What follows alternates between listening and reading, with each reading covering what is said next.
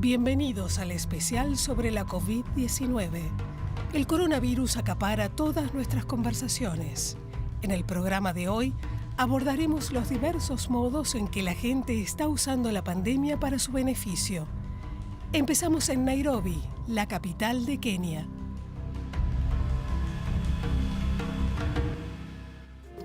Como la forma de un virus, trenzas que parecen púas y terminan en una corona, una nueva moda en Kenia.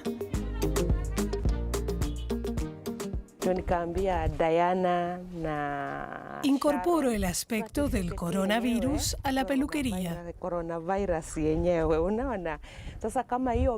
El color rosa es la capa de proteína.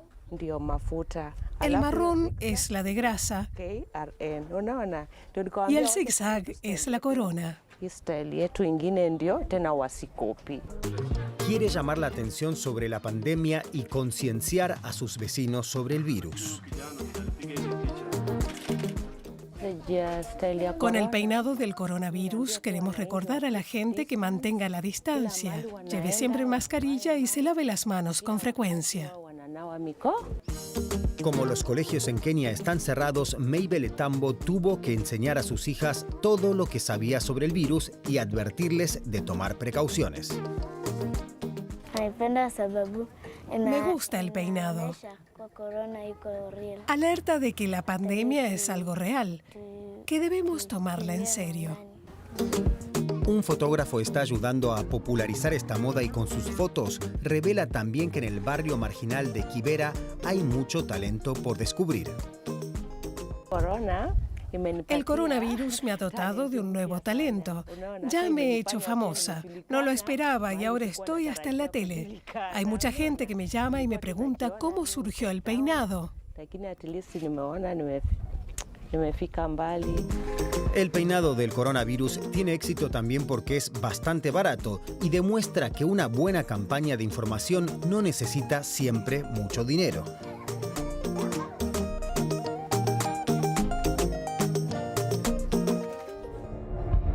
La pandemia causa estragos en Estados Unidos con más de 1,5 millones de casos confirmados. El presidente Trump culpa a otros, recomienda terapias cuestionables y parece incapaz de hacerse cargo de la situación. Así que otros pasan al frente. Anthony Fauci actualmente es el hombre fuerte de la Casa Blanca. Es físico, inmunólogo y asesor del presidente de Estados Unidos, Donald Trump. Su manejo de la crisis le está confiriendo casi un estatus de culto entre los estadounidenses. Confío en todo lo que dice. La mayor de sus virtudes es que realmente quiere contarle la verdad a la gente. Este científico cada vez más toma las riendas tanto en la estrategia sanitaria de Estados Unidos contra la COVID-19 como a la hora de informar a la población. Contradecir a Donald Trump le ganó enemigos entre los conservadores, pero muchos estadounidenses lo admiran. Obviamente es muy inteligente a nivel médico y científico. También es capaz de explicar las cosas con palabras fáciles tanto a los estadounidenses como a personas de todo el mundo. Es directo y franco y dice las cosas como son, las buenas y las malas. Eso ha hecho que la gente confíe y sienta simpatía por él. La simpatía llega tan lejos que en este comercio llaman Fauci Pouchi al jugo multivitamínico. Siendo sincero, la bebida se vende bien. Creo que la gente lo respeta y hacen lo que él dice. Vienen por un cóctel porque su cara está en el envase. Anthony Fauci, el hombre que los estadounidenses necesitan para contar con información confiable en estos tiempos de crisis.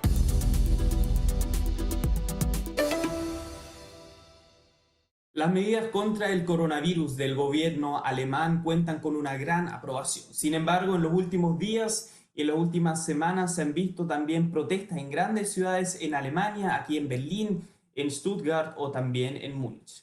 Dentro de las personas que salen de miles sin mascarillas, que tampoco cumplen con las condiciones de distanciamiento social para evitar la propagación del virus, también se encuentran movimientos de la ultraderecha.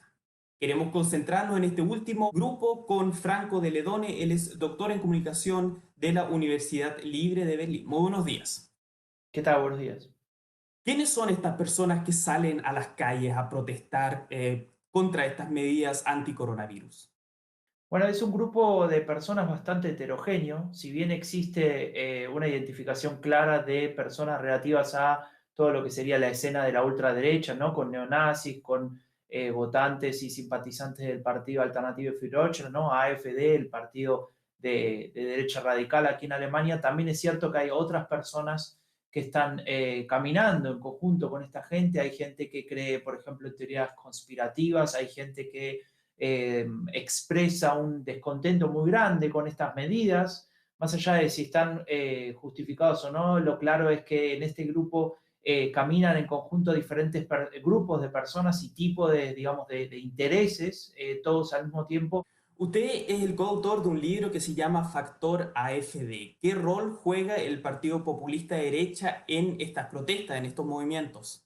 En sí los movimientos no necesariamente están conectados directamente con el partido, pero está claro que el partido tiene claras intenciones de alguna manera de sacar provecho político, rédito político de estos movimientos y naturalmente traer más electores o más simpatizantes hacia sus ideas políticas y eventualmente en alguna elección algún voto más. Lo que está claro es que más allá de esta conexión que le podríamos establecer de manera directa, este partido se beneficia de esta expresión pública de descontento de ciertos sectores. Mencionó que el grupo que sale a las calles es súper heterogéneo. Hay algunos que difunden, por ejemplo, teorías conspirativas, pero hay otros también que tienen miedo, que piden una comunicación más clara y directa del gobierno. ¿Cree usted que, viendo la responsabilidad de los medios, se le está dando demasiada cobertura al primer grupo y se está invisibilizando al segundo? Muchas veces se genera un fenómeno que tiene que ver con lo que un académico bastante importante en el tema del estudio de la derecha radical, que se llama Cas Mure, y lo denomina como la minoría ruidosa, en contraposición a lo que decía en algún momento Donald Trump, que decía que son una mayoría silenciosa. Esa minoría ruidosa es un grupo pequeño que, como vemos en estas protestas, parece mucho más grande de lo que es, impacta, digamos, la situación de estar 1.000, 2.000 personas en un mismo lugar, cuando estamos desde hace semanas todos en casa y lo que menos vemos son aglomeraciones de gente. Entonces, tal vez en algún punto no está mal que se dé una cobertura periodística, no está mal que se analice el fenómeno, pero sí hay que tener mucho cuidado a la hora de presentarlo como algo que represente, valga la redundancia, la voluntad o el interés de las mayorías. ¿Cuál cree usted que va a ser la consecuencia de estos tiempos de pandemia hacia los movimientos populistas?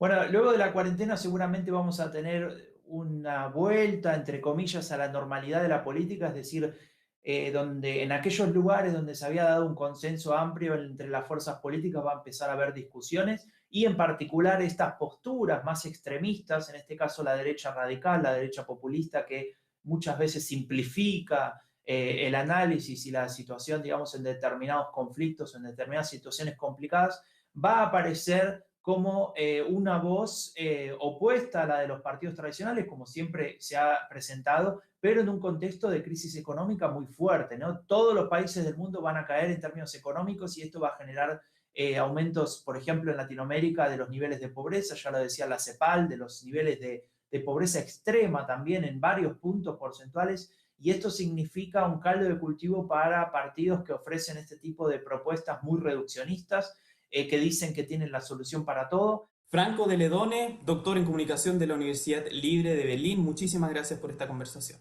No, por favor, gracias a ustedes y hasta la próxima. Como la mayoría de sus colegas, Zoltán, un periodista investigativo, trabaja confinado desde casa. Es extraño, conozco a ese hombre desde hace más de 10 años. Ahora no contesta el teléfono.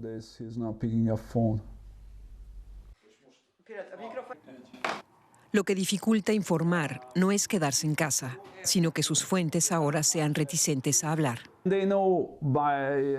Saben que con la ley, cualquier cosa que digan mal por teléfono puede resultar serio.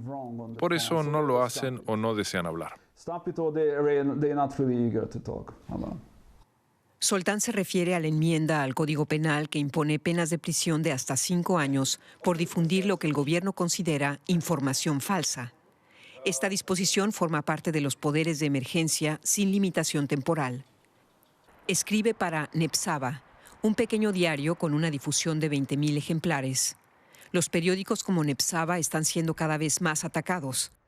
Durante los últimos 10 años, el partido gobernante Fidesz ha aumentado su control sobre los medios. Organizaciones defensoras de la libertad de prensa denuncian que la mayoría de los medios húngaros son dirigidos o pertenecen a personas leales al gobierno.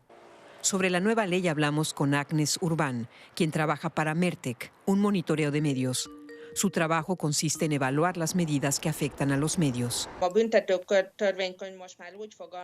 El Código Penal sanciona ahora la distorsión de la información, lo que socava los esfuerzos para protegernos de la pandemia. Es un grave problema porque no es claro qué significa distorsión. Para ella, la supervivencia de los medios independientes en Hungría está en serio peligro. ¿Y qué dice el gobierno? Hace unas semanas, la ministra de Justicia, Judith Varga, habló con DW Noticias. En la entrevista subrayó que la nueva disposición se aplica a todos los ciudadanos, sin señalar ningún ámbito específico. Ahora nos dicen que la ministra Varga está demasiado ocupada para hablar con nosotros sobre este tema. En sus tweets acusa frecuentemente a los críticos de una caza de brujas. En uno se lee: el Parlamento Europeo ataca de nuevo a Hungría con su resolución basada en falsas acusaciones y sigue aplicando dobles estándares. Para comprender lo que sucede en Hungría se requiere acceso a muchas fuentes, aquellas a las que Zoltán quisiera poder seguir acudiendo. Al fin y al cabo, él cree en la democracia. En Hungría la gente quiere creer en la democracia, quiere dar información a periodistas, aunque ahora estén menos dispuestos a hacerlo, más intimidados.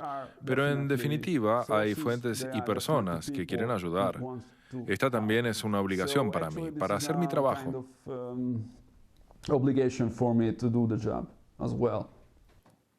Batka continuará rastreando fuentes e invitándolas a hablar. Suceda lo que suceda en estos tiempos especiales en Hungría.